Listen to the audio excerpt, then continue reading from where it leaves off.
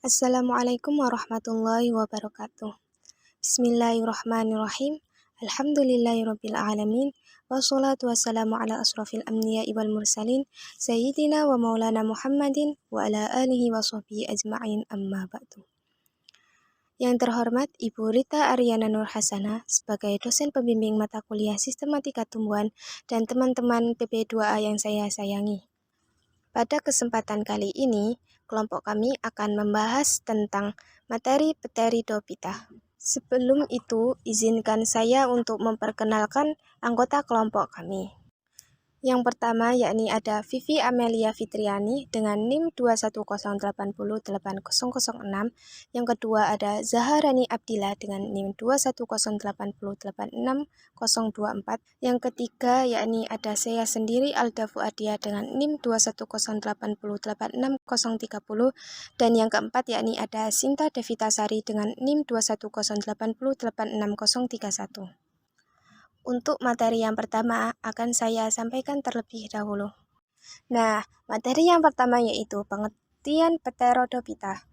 Pteridophyta yang berasal dari bahasa Yunani, yakni Pteridophyta diambil dari kata pteron yang berarti sayap, bulu, dan pita yang berarti tumbuhan. Tumbuhan Pteridophyta ini disebut juga dengan tumbuhan paku atau paku-pakuan. Dalam bahasa Inggris, tanaman ini dikenal dengan sebutan fern. Tumbuhan paku adalah kelompok tumbuhan yang memiliki sistem pembuluh sejati, yakni Tracheophyta, meskipun tumbuhan ini tidak pernah menghasilkan biji untuk berkembang biak. Karena reproduksi seksual tidak menggunakan biji, kelompok tumbuhan paku ini menggunakan spora untuk berkembang biak. Cara perkembangbiakan ini lebih mirip dengan kelompok organisme lumut dan jamur. Materi selanjutnya yaitu ada ciri-ciri umum Pteridophyta. Untuk ciri-ciri umum Pteridophyta ini ada 4. Yang pertama yaitu mempunyai susunan daun yang umumnya membentuk bangun sayap yaitu menyirip. Yang kedua yaitu ada bagian pucuk terdapat bulu-bulu. Yang ketiga ada daun muda membentuk gulungan atau melingkar. Yang keempat atau yang terakhir yaitu ada memperlihatkan pergiliran keturunan yang jelas dan menghasilkan spora. Untuk materi selanjutnya yaitu fase tumbuhan Pteridophyta. Tumbuhan paku bereproduksi secara vegetatif dengan rizom. Rizom tumbuh menjalar ke segala arah membentuk koloni-koloni tumbuhan paku. Tumbuhan paku ini mengalami pergiliran keturunan atau metagenesis dengan 2 generasi. Yang pertama yaitu ada fase sporofit dan yang kedua ada fase gametofit. Untuk fase sporofit ini atau tumbuhan penghasil spora bisa terjadi pada tumbuhan paku itu sendiri. Sporofit paku berumur lebih lama dibanding pada fase gametofit. Sporofit dapat tumbuh lalu bertunas sehingga jumlah bertambah banyak. Spora yang dihasilkan tumbuhan paku keluar dari sporangium dan tersebar mengikuti arah angin. Jika spora ini jatuh di tempat lembab, akan tumbuh menjadi tumbuhan baru yang dikenal dengan protalium. Untuk fase gametofit ini atau tumbuhan penghasil gamet dikenal dengan nama protalium. Protalium yang berbentuk talus ini berukuran kira-kira 1-2 cm. Bentuknya seperti daun waru. Biasanya tumbuh di permukaan tanah lembab, di atas batu bata, di tebing sungai, dan di tempat lembab lainnya. Berbeda dengan tumbuhan lumut, gametofit paku hanya berumur beberapa minggu. Protalium membentuk Antheridium sebagai alat kelamin jantan dan Archegonium sebagai alat kelamin betina. Antheridium menghasilkan sperma dan Archegonium menghasilkan ovum. Fertilisasi sperma dan ovum menghasilkan zigot. Materi selanjutnya yaitu reproduksi tumbuhan pada Pteridophyta. Sebelumnya, generasi pada reproduksi tumbuhan Pteridophyta ini sama dengan fase sporofit dan fase gametofit. Untuk generasi aseksual dikenal sebagai sporofit yang berupa tumbuhan paku dan dapat dibedakan antara daun, akar, dan batang. Generasi aseksual ini disebut dengan generasi diploid. Untuk generasi seksual ini disebut dengan fase gametofit yang berasal dari sporofit. Gametofit ini bersifat haploid dan gametofit ini akan membentuk gamet jantan yakni enterozoid dan gamet betina yakni sel telur. Untuk generasi seksual ini biasa disebut dengan generasi haploid. Nah, untuk selanjutnya yaitu siklus hidup tumbuhan paku. Dari materi sebelumnya yaitu tumbuhan paku mengalami pergiliran keturunan metagenesis antara fase gametofit dan fase sporofit. Kedua fase ini berlangsung secara bergiliran. Dari gambar tersebut bisa diuraikan bahwa dari fase meiosis dari sporangium menjadi spora lalu menjadi gametofit muda. Nah, gametofit muda ini merupakan alat kelamin dari kelamin betina yaitu archegonium yang menghasilkan telur, lalu antheridium yang menghasilkan sperma. Telur dan sperma ini akan mengalami pembuahan dan akan menjadi zigot. Lalu terjadinya fase mitosis menjadi gametofit, lalu sporofit muda dan menjadi sporofit dewasa dan menjadi sporangium kembali. Materi selanjutnya yaitu mengenai klasifikasi tumbuhan paku. Menurut Gembong Citro Supomo dalam buku Morfologi Tumbuhan tahun 2005, klasifikasi tumbuhan paku dibagi menjadi 4. Yang pertama yaitu paku sejati, yang kedua paku purba, paku ekor kuda, dan yang terakhir adalah paku kawat. Yang pertama yaitu paku sejati atau Pteropsida. Pteropsida atau paku sejati juga bisa disebut sebagai tumbuhan pakis. Disebut sejati karena tumbuhan paku jenis ini memiliki akar, batang, dan daun sejati. Biasanya kalau daunnya masih muda itu bentuknya menggulung. Kemudian tumbuhan paku jenis ini itu paling banyak spesiesnya. Batang paku sejati ini tumbuh di atas permukaan tanah secara tegak dan ada juga yang terbenam di bawah tanah. Untuk penyebaran spora dibantu oleh angin ke berbagai daerah.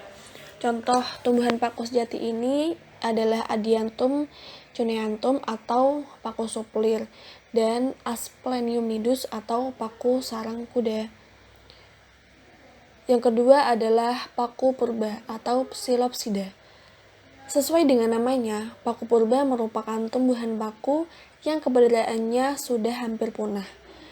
Tumbuhan ini sudah ada sejak zaman purba dan saat ini ditemukan dalam bentuk fosil.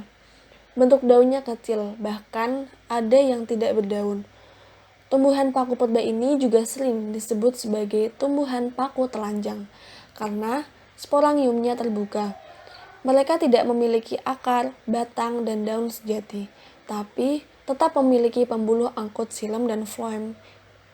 Meskipun jenis paku purba banyak ditemukan dalam bentuk fosil seperti Rhynia major dan lain sebagainya. Kemudian untuk contoh tumbuhan paku purba yaitu ada Psilotum nudum dan Rhynia major. Yang ketiga adalah paku ekor kuda atau Sphenopsida. Tumbuhan paku jenis ini disebut sebagai paku ekor kuda karena bentuknya yang menyerupai ekor memanjang. Paku ini bisa berusia tahunan.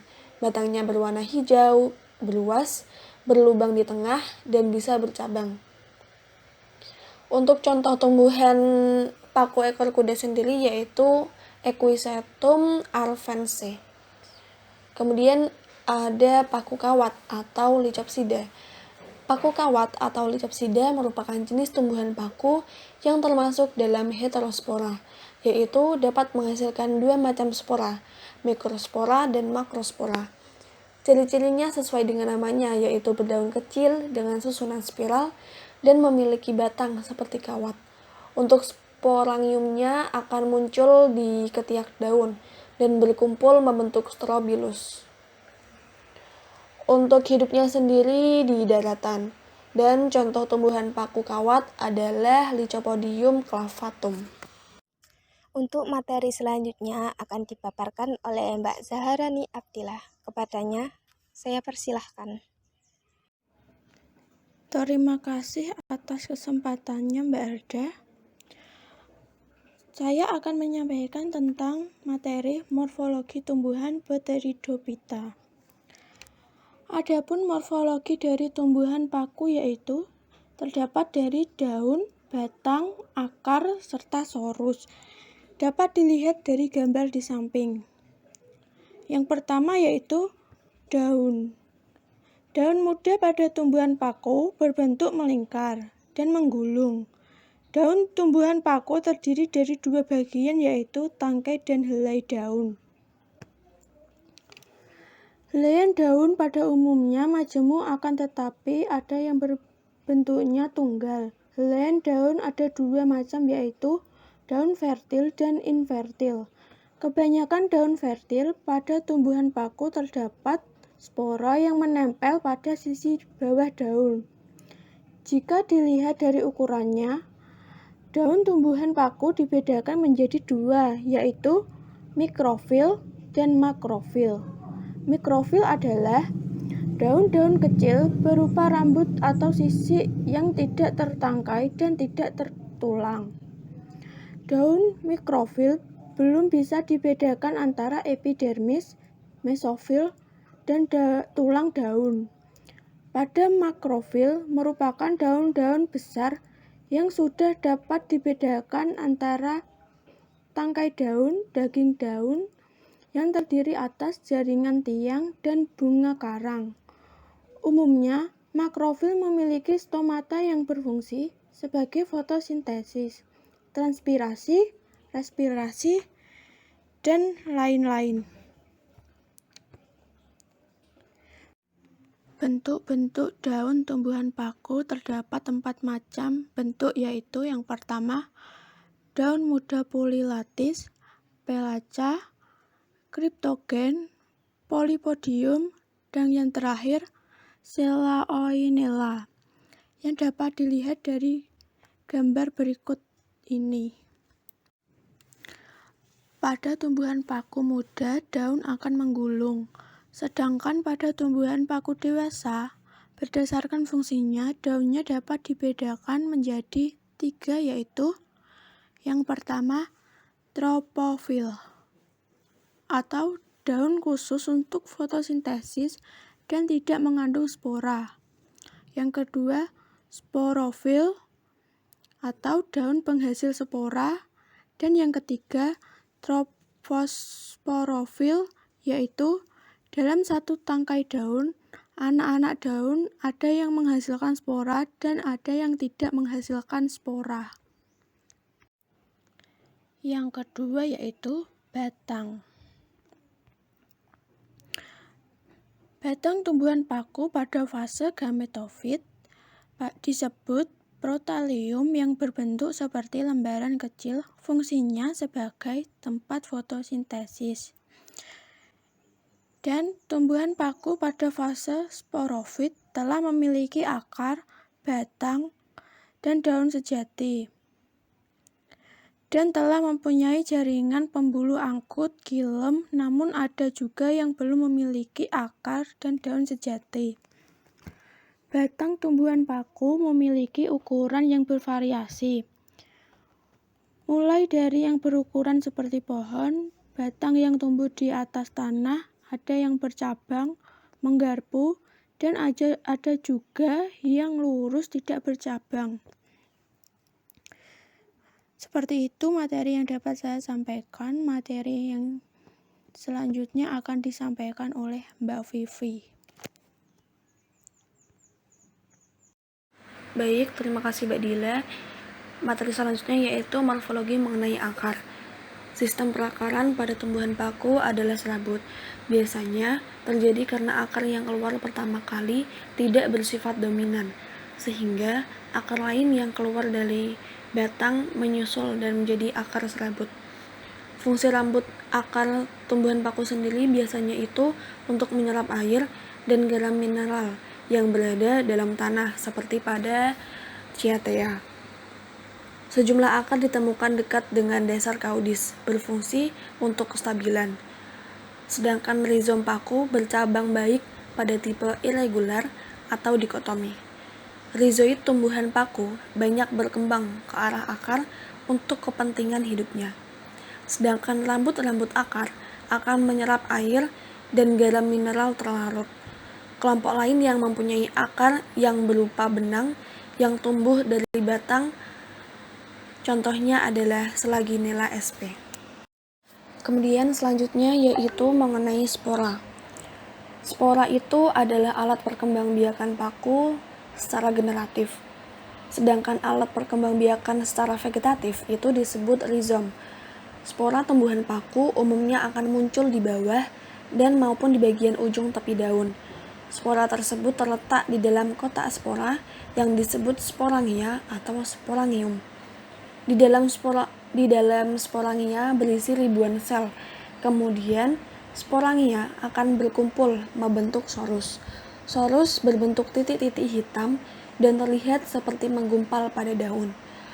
Sedangkan sorus yang masih muda itu dilindungi oleh insidium atau selaput sel. Sporangium sendiri itu bisa terdapat pada Strobilus, kemudian pada Saurus, dan pada ketiak daun.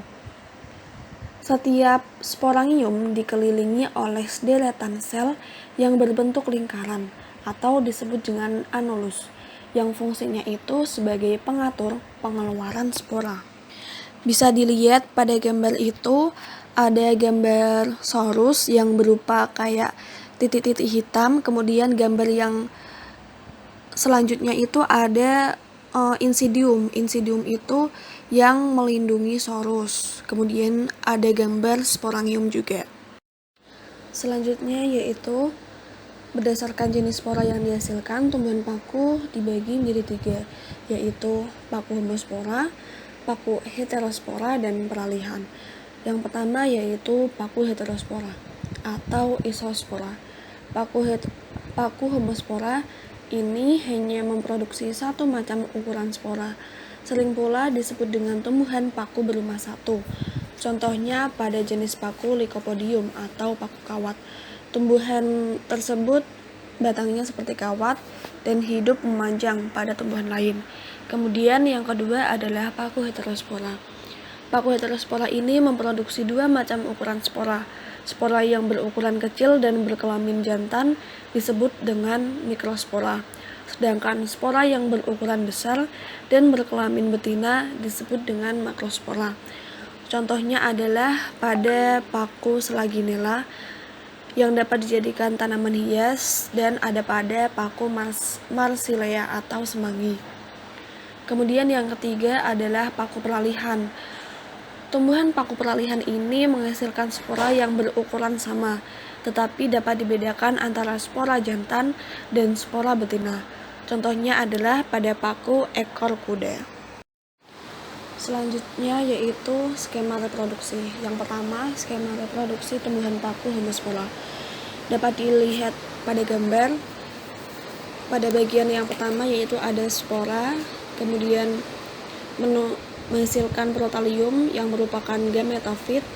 Kemudian pada satu protalium itu menghasilkan antheridium dan archegonium. Kemudian menghasilkan spermatozoid dan ovum. Kemudian setelah fertilisasi pada spermatozoid dan ovum menghasilkan zigot. Kemudian menghasilkan tumbuhan paku homospora yang merupakan sporofit.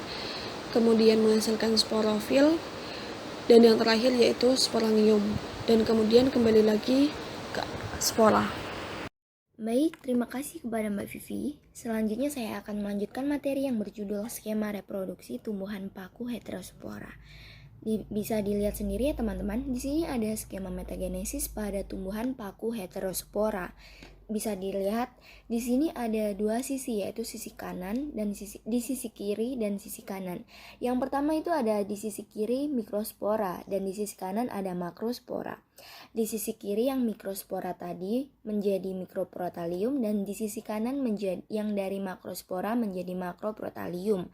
Selanjutnya di sisi kiri mikroprotalium menjadi antheridium dan di sisi kanan makroprotalium menjadi archegonium.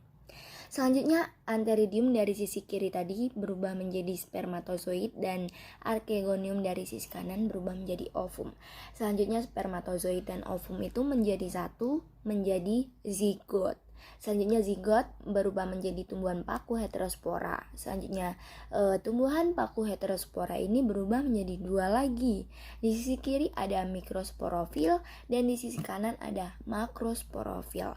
Selanjutnya di sisi kiri mikrosporofil berubah menjadi mikrosporangium dan di sisi kanan makrosporofil menjadi makrosporangium. Selanjutnya saya akan melanjutkan materi yang berjudul skema reproduksi tumbuhan paku peralihan. Sama seperti skema reproduksi pada tumbuhan paku heterospora, di paku peralihan ini juga ada dua sisi, di sisi kiri dan di sisi kanan. Di sisi kiri yaitu pertama ada mikrospora, di sisi kanan ada makrospora. Selanjutnya di sisi kiri mikrospora menjadi protalium dan di sisi kanan makrospora menjadi protalium. Di sisi kiri protalium berubah jadi antheridium dan protalium di sisi kanan menjadi archegonium. Selanjutnya antheridium di sisi kiri berubah menjadi spermatozoid dan di sisi kanan archegonium tadi berubah menjadi sel telur.